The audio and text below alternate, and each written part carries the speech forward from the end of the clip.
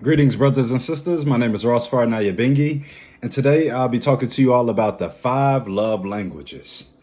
And so, the five love languages is pretty much a book that was published in 1992 by Gary Chapman, and it pretty much explains different expressions of love and how an individual may like the different expressions of love. And so, that book was published, like I said, in 1992.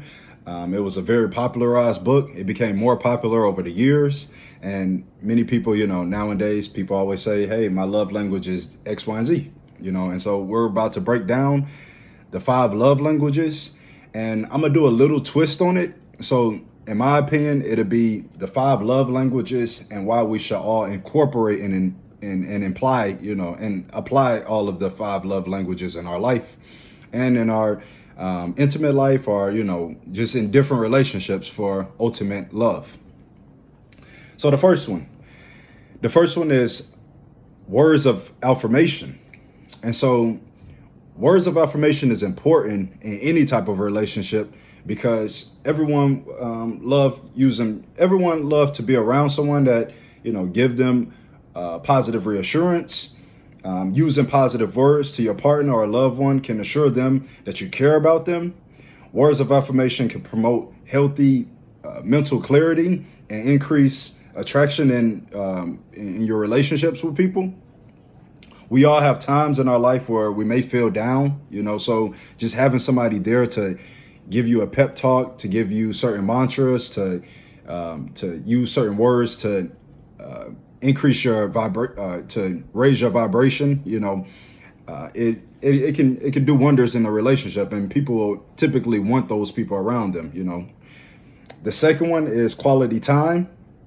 Sometimes just being around someone that you love or a loved one, or even just an associate, coworkers, whoever that you have a relationship with, that you spend quality time with them. Sometimes words can explain the act of just that moment that y'all are sharing. So nonverbal communication is just as important in intimacy as verbal. Sharing activities can help aid in emotional chemistry and helping to better get to know each other.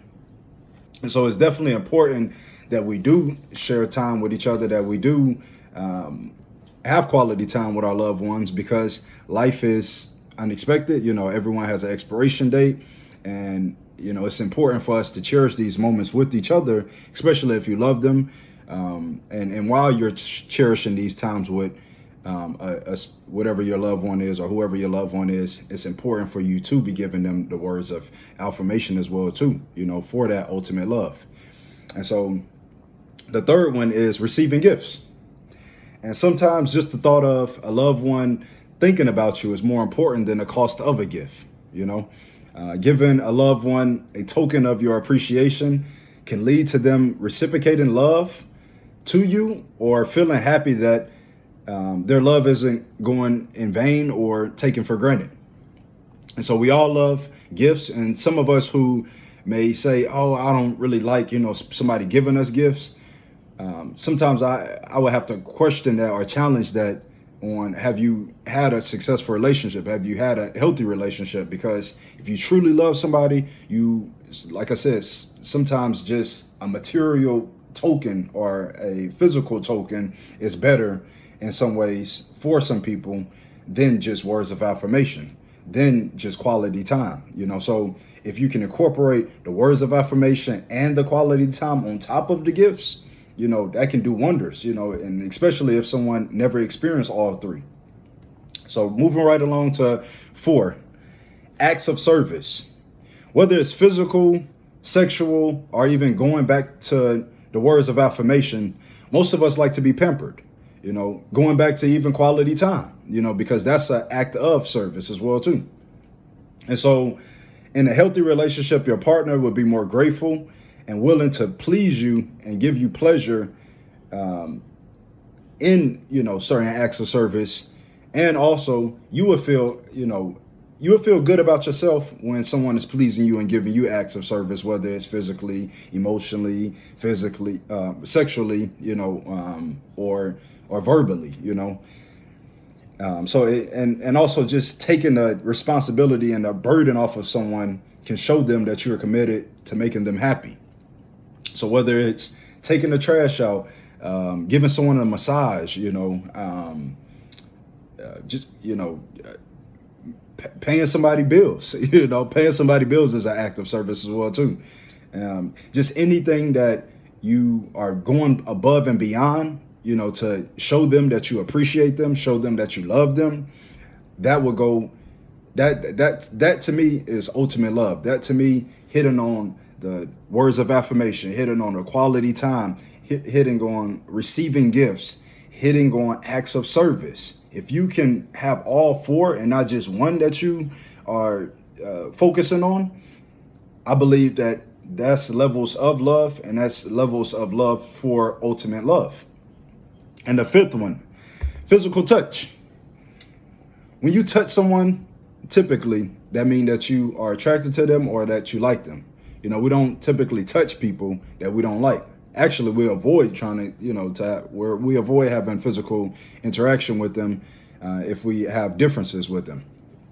And so touching someone stimulates intimacy, stimulates attraction, allows them to know that they're wanted and needed, and it can also be a stress reliever, just somebody touching you. And physical touch can also go hand in hand with acts of service. Like I said earlier, giving someone a massage, making sure, hugging someone, giving someone a kiss on the forehead, giving someone just a kiss in general. Those are all physical touch. Those are all acts of love and expressions of love. And like I said, if we incorporate all five of them, not just focus on one of them and say, hey, this is what I like. Now, granted, if that's what you like, that's what you like. But this video is more in depth as far as with the 5 love languages, not to just focus on, hey, my love language is acts of service. Hey, my love language is words of affirmation. Hey, my love language is quality time, et cetera, et cetera. But if we can incorporate all 5 of them, I believe that, like I said, it'll give us ultimate love and connection, because true love is when you strive to unlock, your partner or your loved one levels of love and expose them to new levels of love, because like I said, most people, majority of the population is in toxic relationships, is in unhealthy relationships to a degree. And most of us haven't experienced ultimate love. Most of us, we haven't seen all of the 5 love languages activated in one relationship, so of course we may not know, and even in previous relationships, we may not know, so I don't want to be too draggy, y'all. I just want to give y'all off the 5 love languages and why we should all incorporate all of them in our relationships and not just one. So if you like this video, please like, share, subscribe, tell a friend to tell a friend to activate all of the 5 love languages and not just one. Peace, y'all.